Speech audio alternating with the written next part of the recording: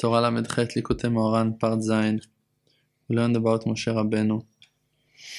That Moshe זכה לכירון אור פנים מאור הלוחות. He achieved the glow, the light, shining light that came out from his face by the fact that he was holding the holy tablets. And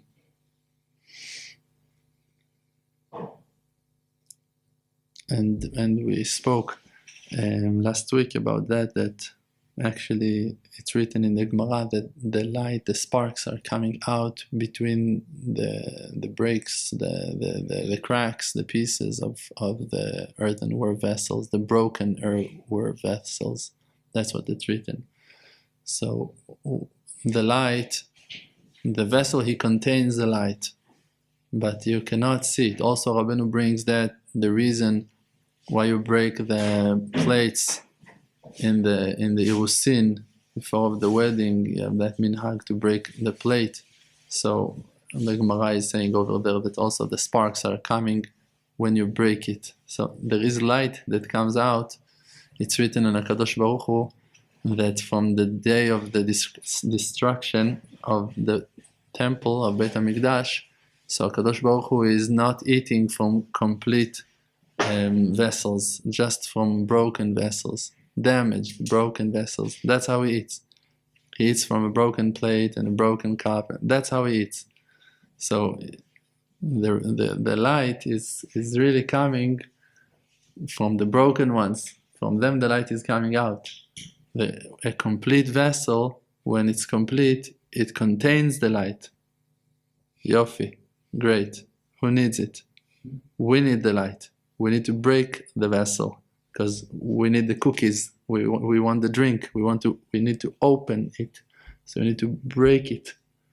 So from the broken vessels, you can enjoy the liquid, the light that it contains. When it's still complete and fixed, it's locked. It's not available for you to enjoy. But when you break the vessels, so then the light, the sparks just flying outside. This is why HaKadosh Baruch Hu is eating in manin tavirin, in broken vessels. That's the will of the Creator. This is why all of the righteous people are broken. Every one of them. The Rabbi Mibiala sat here last week and he gave a class and he said, who is more righteous? Who is more holy? The one that is more ma'uch, shabur, broken. He is more holy. Just accept it. You see that you're broken. It doesn't mean nothing bad about you. Just look at your beauty. Look at the light that comes out, on the sincerity, on the honesty, that now that you're so broken, you can talk from the heart, because you have a broken heart. There is nothing more complete than a broken heart. Okay, so it's good that your heart is broken. Okay, you don't want it, but God knows exactly what it is doing with you. He knows why to break your heart, because your heart wasn't functioning when it was complete, because it was full and it made you arrogant. You felt like you thought that you contained, that you purchased something. Okay, so it was useless. Why? Because it was in your safe, it was in your vessel, it was inside of you, and no one else could enjoy it. What is a light? If now the room is closed, the door is locked, is it changing something for us if the light over there is on or off? We couldn't care less. Why? Because the door is locked. When the vessel is closed and you cannot open it, so is it important if it's got cookies inside of it or not? You cannot eat them anyway because it's closed, it's locked. So who cares if there is cookies inside? Let's break it. Okay, now it's matter if there is cookies or not. When it's broken, so now you can enjoy the light of it. That's the secret of the holy tablets.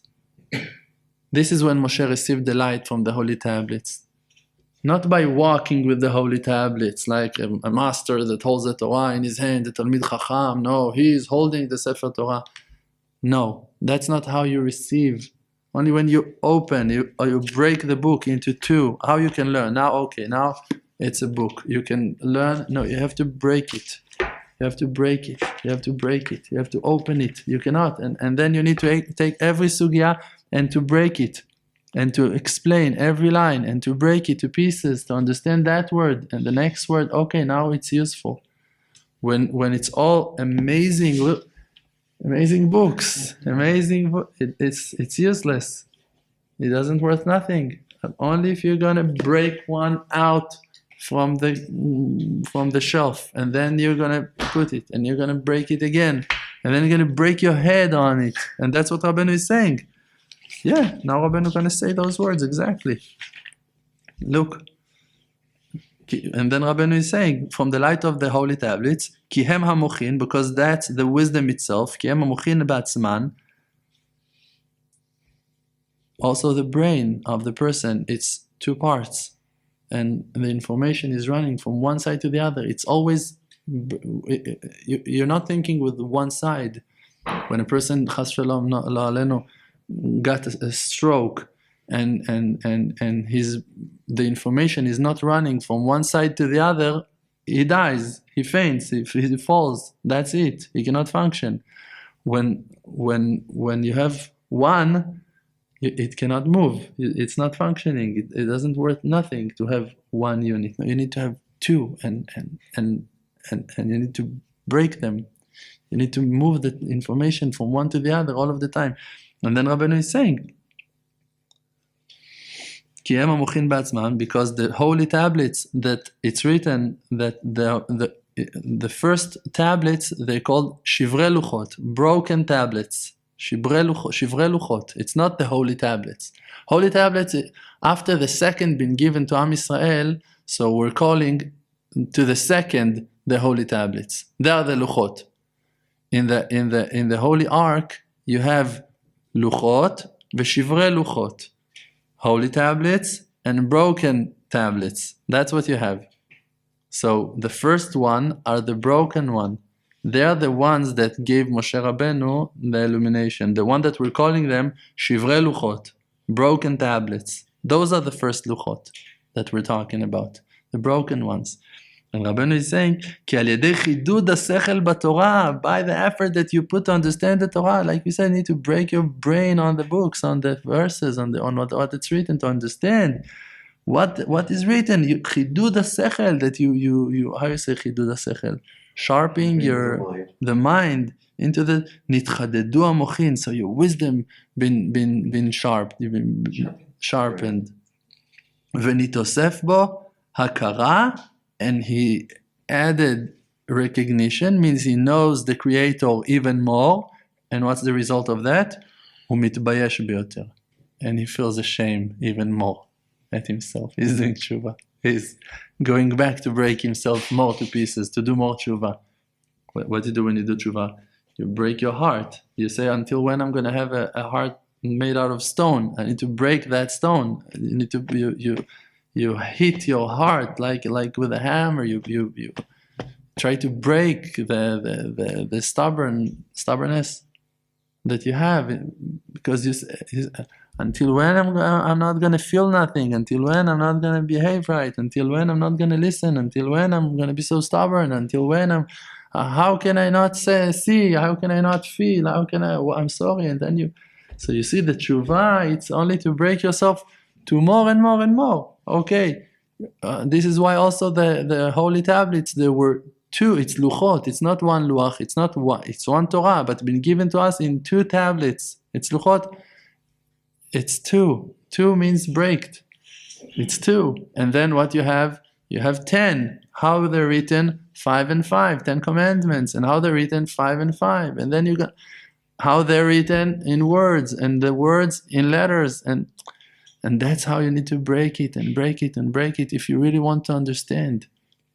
The Zohar Kadosh, when Rab Shimon Bar Yochai took that wisdom of the book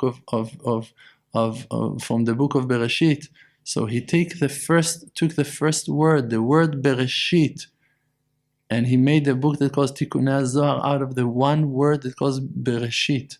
And from that word he wrote 70 tikkunim, 70 chapters, huge, long chapters that are explaining the greatness of the Creator, and it's only 70. You have a lot more to say. And if now wise people will want to write books and to explain the book of Tikkunei Zohar, they will never going to finish. Because the amount of light and it's explanations on explanations on explanations on explanations. It means you can break it to another level, to another layer, to another layer, to another layer, and it's expanding and expanding and expanding. So the light, how it comes out. Now you see the word Bereshit. Great. How much light can you take from that word Bereshit? How many secular people, how many non-Jews people are reading that word Bereshit, Bereshit? Okay, they say, in the beginning. Okay, I got it, in the beginning. Okay, when it's all started. Okay, when it's happened. Okay, that's it. But when you break it, and you explain more, and you get deeper, and you break it again, and break it, and break it, and break it, until you can reach even Kabbalah and secrets of creation inside of the word Bereshit, then you have so much light. When you read the Zohar, when you understand the Zohar, when you pray on the Zohar, so you see that the light is coming when you break it. So also your light is coming when Hashem is breaking you. Don't argue. Accept it. Listen to the voice of Hashem. Listen to the voice of Hashem. Tells you that the difficulties that you're going through in your life brings out your beauty, brings out your grace, bring out your humility, your good midot, your nice behavior. Because when you feel complete and you feel so strong, you don't behave nice, you don't act nice. But when you see that your house, chas shalom, can be break, so then you start treat your wife a lot better, and then you care, and then you see that you're not calling, so you break from your time and you start making phone calls, and then if on every subject and on every matter, when you see that Hashem shaked your stability, now you say, okay, I'm going to be a good boy, and then you become a good boy. Then you start behave right.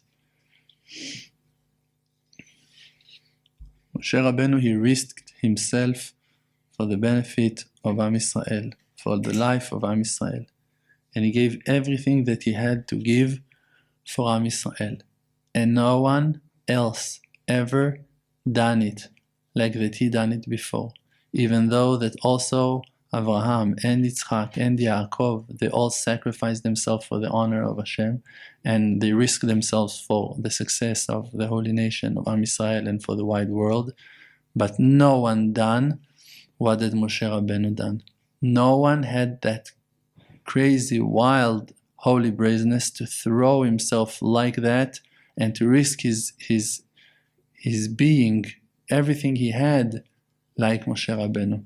No one ever dared to stand in front of the Creator like Moshe Rabbeinu and to fight for the sake of Am Yisrael, to fight for the sake of the pure will that he believed in himself, that he can recognize the inner will of the Creator, to tell the Creator what he thinks, to tell the Creator what he gonna do for him against what the Creator tells him. Creator tells him, I'm going to kill all of them. Moshe Rabbeinu will say, kill me first. You're not touching no one. Kill me first. And in the end, the Creator tells him, thank you. You are right. So you need to be crazy. You need to be wild. You need to be super brave to do something like that. Against what it's written in the Torah. Against what the Bore Olam, the Creator, commanded you just now to do. But that's the only way that things are going on in this world. That's the only way. Like we said, the fish that are swimming with the stream are the dead fish. They are the ones that are swimming with the river. What? Floating? Flowing? Floating, flowing. The fish that are alive, they always have something to do, and they're swimming against the stream, and they need to go here and there, and they have a lot of stuff to do, so they're fighting. Dead fish went with the river.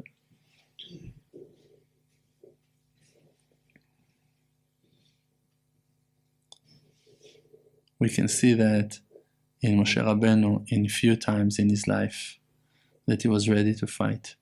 First of all, in the beginning, when Bore Olam tells him, I want you to be Mashiach, I want you to go and rescue Am Yisrael, I want you to be my man, to save my people, Moshe Rabbeinu is fighting with him. When he realized still that he's not the right one to do it, so he's fighting on that. Moshe Rabbeinu is not afraid to say to Hashem Yitbarach the truth, what that he thinks. Now, if Hashem, you're going to fix me, and you're going to teach me the real truth, means that I was wrong until now, and now you taught me, so it's great, no problems, I'm going to accept it.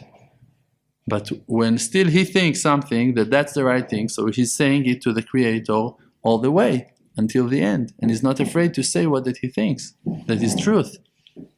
So when Bore Olam tells him, listen, Moshe, I want you to go and save my people, go be Mashiach, go be the messenger, go be the one that's going to take them out, here, take my staff, take my people, and go to Pharaoh. Moshe Rabbeinu is arguing with him and fighting with him for 7 days and 7 nights. And he's not afraid to say exactly every claim and every understanding that he's got to convince Hashem that he's not the right one for that job. But in the end, the Creator tells him, you're the one to do it, and don't argue anymore, finish. So Moshe Rabbeinu accepts it. But he doesn't lose his nature. What he doesn't lose? He doesn't lose his point of truth. Means when after it, Bore Olam tells him to Moshe Rabbeinu, I'm killing them. That's it. That's my decision. Moshe Rabbeinu tells him, no, I'm sorry. You went too far. You're not touching no one. If you want to kill them, kill me first. Erase my name from the Holy Torah. You're not touching no one. No way. I'm not eating, I'm not drinking, and I'm fighting with you. And he's going and he's fighting with the Creator. And when Bore Olam is holding the Torah, it's written in the Midrash that Bore Olam is holding the holy tablets, the Torah, in his hands. It's written, Alita la marom shavita shavit, that Moshe Rabbeinu is climbing to a place that calls Marom. And it's written that God himself, he's the only one, Marom levado, he is alone in the place that calls Marom. And Moshe Rabbeinu, ala la marom, he went to the place that God is alone in that place. No one allowed to get in. No one. But Moshe Rabbeinu went over there. It's written that the Creator is over there alone with the Torah. Only God and his Torah and his wisdom is alone over there. Moshe Rabbeinu went up to that place. No one else ever done that before. And he's fighting with the Creator, and it's written in the Midrash that the Creator is holding the Torah in one side, and Moshe Rabbeinu is in the other side, and they were fighting on the Torah. They were fighting on the Torah until Moshe gavar alav, until Moshe went overcame and took the Torah and kidnapped, took it out from his hands, took it, and went down to give it to Am Yisrael.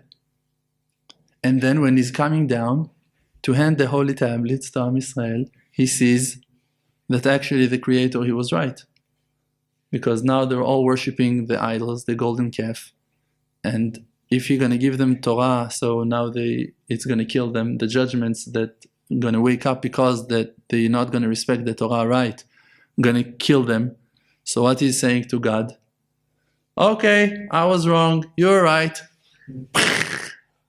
No one would ever dare doing something like that, except on Moshe Rabbeinu. No one is able to do something like that. No one, think about it. We said it so many times already. The first Holy Bible that's been written by Hashem with Hashem's hand. After that, you yourself went up and argued with him, and you took it against his will, and you said, "No, I know what's your real will, what really you want me to do, and I'm going to do that." And then he's doing it, and then he said, "I was wrong. Okay, so I'm going to fix it. How I'm going to fix it? I'm going to break the..." He's going against the stream. He's going against logic, against rule of nature. And then HaKadosh Baruch Hu tells him, "Yashar kochacha sheshibarta." It was the right thing to do. I'm with you. I'm backing you up. Keep on. And then after it, Hashem Yitbarach tells him, "Salachti kidvarecha." I forgive, like you said. I accept all of your arguments, you're right. And he's canceling all judgments, and that's it. And then after it, HaKadosh Baruch Hu comes to Moshe and tells him, "Listen, Moshe, I'm sending my angel in front of you. He's going to open the path for you, going to lead you to Eretz Yisrael, going to watch over you and going to help you in everything you need." Moshe Rabbeinu tells him, no. If you're not coming with us, we're not going nowhere. That's what Moshe is saying to HaKadosh Baruch Hu. HaKadosh Baruch Hu just told you, I'm sending my angel to help you, to save you, to open the way for you. You're going to enter to Eretz Israel. Moshe Rabbeinu say, no, I'm sorry. If you're not coming with me, I'm not going nowhere. Why? Because Moshe, he knows that in a time of difficulty, the angel will not going to help him. He knows that with HaKadosh Baruch Hu, he can fight. He knows that with HaKadosh Baruch Hu, he can win. And he knows that with the angel, he cannot win. The angel is just going to fly away somewhere and that's it. Sorry, the number that you just dialed is not available anymore. There's no angel anymore. What are you going to do? If you accept on yourself that an angel going to lead you, so you accepted that angel on you. But you that refused to accept that angel, and you chose God, so with God you always have an open door. Why? Because you know God. Who is God? Father of mercy. The angel is not Father of mercy. He's not exist at all. He's just a certain power that's going to go and do his job in the world, and then he's going to disappear when he's going to complete his mission. And God, you lost him also. When you chose to enjoy one of his powers. Don't be satisfied with God's powers. Don't be satisfied with God's money, with God's beauty, with God's wisdom, with God's glory, with God's I don't know what. Look for him, for God himself. We don't want your money. We don't want your power to fight our enemies. We want you. We want you to come down, to be with us, to live with us. We want you here. That's what we want. That's what we need to tell him, like Moshe Rabbeinu. No, your angels, we don't want them. We'd rather to lose the war, we'd rather to die, we'd rather to stay here, not to be rich, not to be nothing. If you're not with us, we don't want nothing. We want you. And if you think that Moshe Rabbeinu was the only one, so you're wrong, because all of the righteous people, that's their inner feeling. That's what wakes them up to fight for Am Yisrael. Who are they going to fight with? Who exists in the world of the Creator, except of the Creator, that there is nothing except of Him? Him.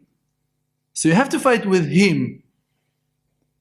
If you need to fight for troubles, for sorrow of Am Yisrael, if you understand that you're standing between, that you're a middleman, that you're standing in the valley between there's a war, and now, okay, what? The only one that can help you is Him. So, okay. Every one of the righteous people done it from his inner point. It just woke up inside of him. What Esther was doing to save Am Yisrael? What Yehudit was doing to save Am Yisrael? What Yael Eshet Chever HaKeni was doing to save Am Yisrael?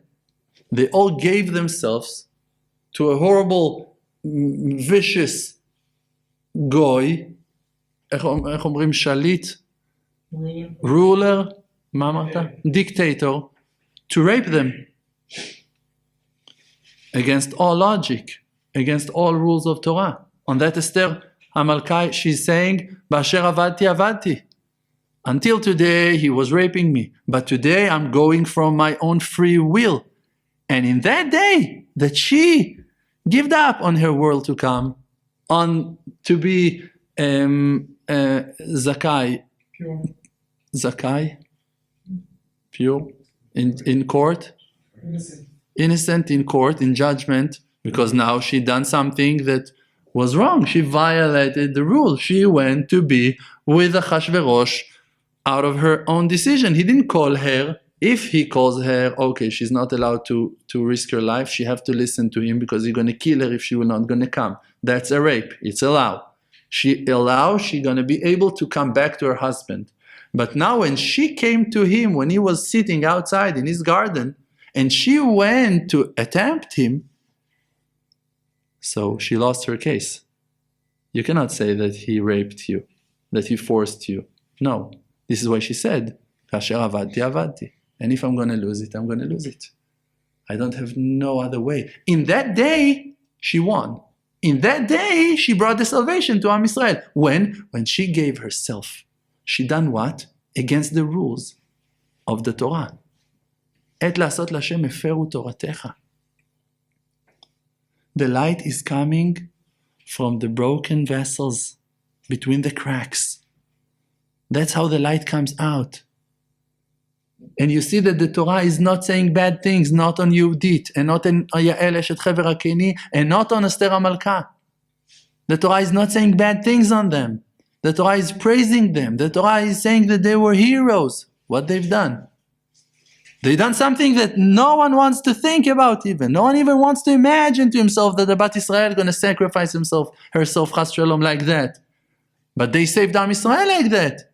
And then actually everything that she'd done, it doesn't count nothing because she was just sacrificing herself with the tools and what that Hashem gave her. With her abilities, with her talents, and she couldn't care less about herself anymore. And she risked her world to come, and she risked her life, and she risked her relationship with her husband, and she risked the good name of her children for the future. She threw everything into the fire. Why? Because she cared about Am Yisrael. Why? Because she knew the real will of the Creator. That you need to swim against the stream. That you have to fight against nature. That you need to become to be who that you are. That you need to fight to be who that you want to be, who that you understand that the Creator wants you to be. And if you feel that HaKadosh Baruch Hu wants you to be a ballet dancer, you need to be a ballet dancer. And if you feel, I'm going to ask you a hard question, relevant for today. Let's say Chas Shalom, not on us, not on no one from Am Yisrael. You hear people that are telling their life story that they are a man that he wants to be homosexual, that he is a homosexual. He feels like a woman. I spoke once with a person, he told me that from the age of 4, he said as a kid, he's a homosexual, a clothes designer. He's saying, from the age of 4, I couldn't play with trucks. I couldn't care less about games of boys. It wasn't making me happy. But instead, I wanted always to have dolls and to put dresses on them and to play games of girls. He said when he was 14 and he came to tell his father that he is for sure homosexual and he doesn't know what to do with himself. So his father told him, I know. It's obvious. We know you. It's okay. There's nothing to talk about. It's you. What can you say to a person like that? That it's not allowed by the rules of the Torah? Okay, I hear you. Can you take that person now and kill him? What's his crime? I'm asking about that 4-year-old kid that he wants to be a woman. That he feels that there is a woman lives inside of him. For the other side, take a woman, that she's a girl, she cannot stand it, she wants to be a boy. Okay, the rules of the Torah are saying it's not allowed. I understand, there are horrible judgments on the head of that person. I understand, I read that parsha, I read the halacha. I know, I'm with you. Can you execute it? Can you bring it down? Can you make it happen? Or that you're going to feel compassion on that poor person? Why? Because you can understand him. There are situations in life that you cannot cut them with a knife. You cannot just say, no, it's not allowed. We're not Daesh. The new Islamic state, how they call themselves?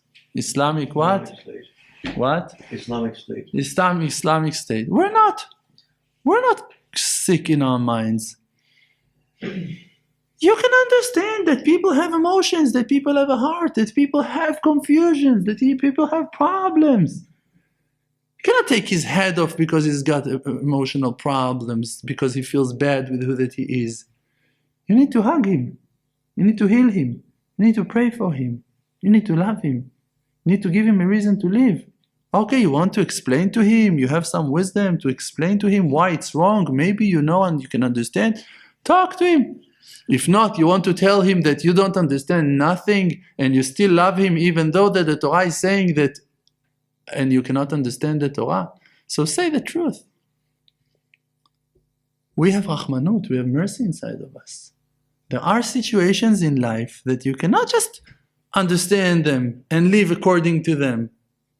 The book been given to us, the Holy Torah been given to us, that we're gonna bring out conclusions, new understandings, that we're gonna understand what God wants from us. In a different generation, they could behave in a certain way.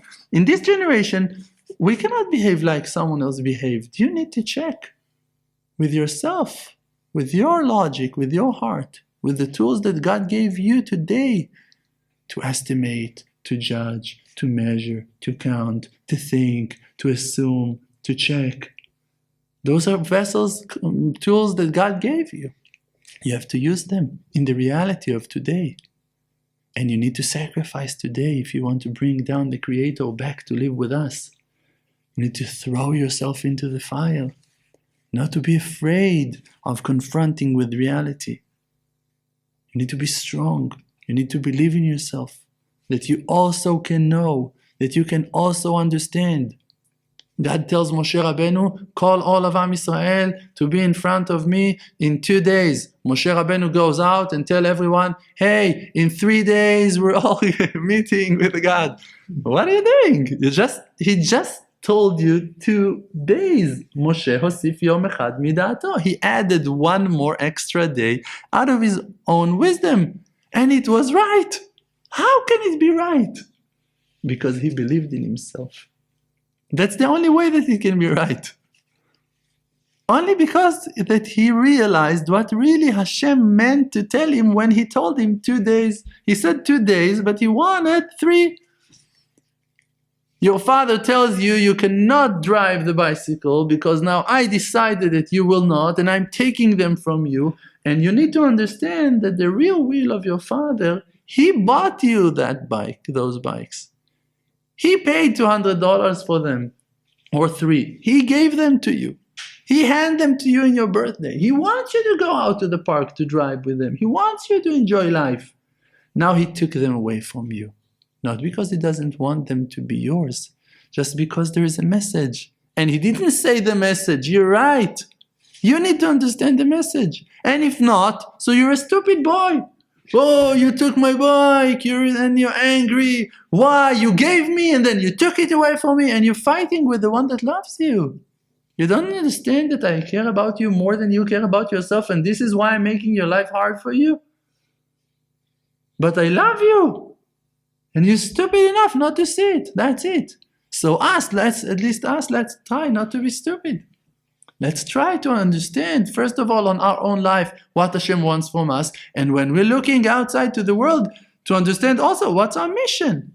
We have to believe in ourselves. And we have to be ready to violate some rules, to break some rules. No politically correct anymore. That's it. Throw it. Manners. You're an honorable person. Be polite. Be nice. Be kind. Be generous. When you need to say something, don't be a hypocrite. Don't flatter people. Don't be afraid of what they're gonna say. Someone counts you. Someone thinks about you. Someone cares about you. That you're gonna care so much about what other people thinks. Now, in France, after they found the 7 terrorists hiding in a house, in an apartment, and they wanted to hold them, the people that were connected to the terror attack that happened in Paris. What they done? They bought more than 100 soldiers, special forces, surrounded the house, that they assumed that they have 7 terrorists inside, and they shot more than 5,000 bullets into that house. For 1 hour and a half, they were shooting into that house. Boom, boom, boom, boom, boom, boom, boom. 1 hour and a half, they didn't stop shooting. Over 5,000 bullets into that house. Think if that situation would happen in Israel. Can you imagine what would happen to us if there wouldn't be one nation that would continue to have relationship with us. No one nation would support us. If we would do something like that once. So what we're going to do? We're going to risk our soul. Why they're doing it like that? Because they will not going to risk one soldier. They made ceremonies to one dog that died in that mission. One dog died for them. That's it. All of France are mourning on that dog, and they're right. That's how it's supposed to be. That's how it's supposed to be. That dog is a lot more important than those 7 terrorists. There's no doubt about it. We're going to cry on that dog also. We care about that dog. We don't want that poor dog to die. It's right. But why our life worth less than a dog? Why are our soldiers worth less than a dog? Why are we not allowed to protect ourselves? So that's the end. We need to put that line and to protect our own lives, even if they wouldn't like it. Who cares? You want to fight? Fight with Hashem. Hashem is with us. You want to fight? Come, let's fight. We're not afraid to fight. We're not afraid to fight with no one. We're not afraid to fight with no one. You want to fight? Come, let's fight. France, we can fight with France. With England, we can fight. We're not afraid. We're sitting on our homeland. We're going to fight. But we're stupid enough because we don't believe in ourselves that we're thinking about letting those damned Ishmaelim to hold Har HaBayit. Is there a crazier idea than that? It's the most stupidest thing in the world. When I'm going to be the prime minister, I'm not going to let it happen.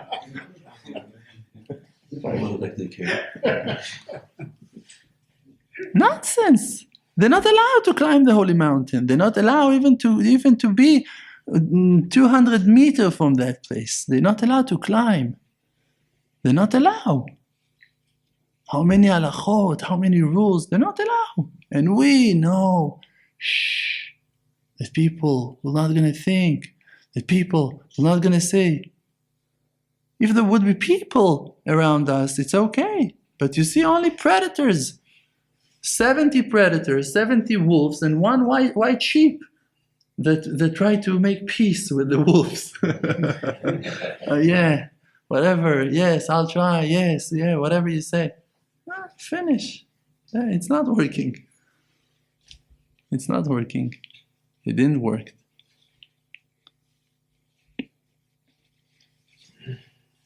Thank you very much. Chazak u'baruch.